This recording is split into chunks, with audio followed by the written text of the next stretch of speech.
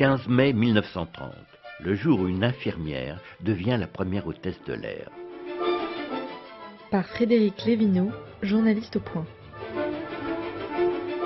Le 15 mai 1930, les 11 passagers du vol Auckland-Chicago assuré par la compagnie BAT sont accueillis à l'embarquement par une hôtesse. Une femme, quelle surprise! Jusque-là, ils n'avaient eu affaire qu'à des stewards.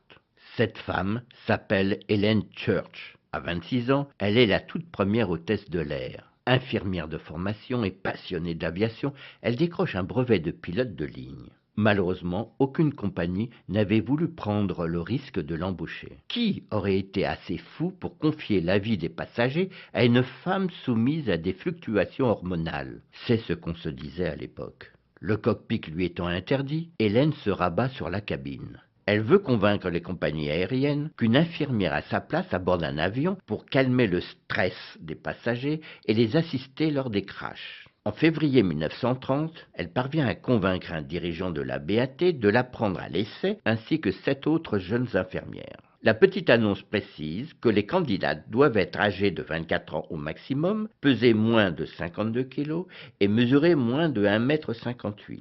À l'époque, les cabines sont exiguës. Autre condition essentielle, être blanche. Lors de son premier vol, Hélène guide les passagers jusqu'à leur siège, les rassure, leur montre le sac en papier destiné à recueillir le déjeuner en cas de turbulence. Elle leur propose un bonbon, un chewing-gum. Au besoin, elle règle l'inclinaison de leur siège au moyen d'une clé anglaise qu'elle sort de sa poche. Au cours du trajet, elle leur signale les villes, les rivières ou les montagnes survolées. Vers midi, elle distribue un cocktail de fruits et un morceau de poulet arrosé de thé ou de café. En cas d'atterrissage de fortune, Hélène possède les horaires des trains des territoires survolés. Heureusement, aucun pépin ne trouble le voyage. Et à leur arrivée à Chicago, les passagers se déclarent ravis de la présence d'une hôtesse au lieu d'un steward.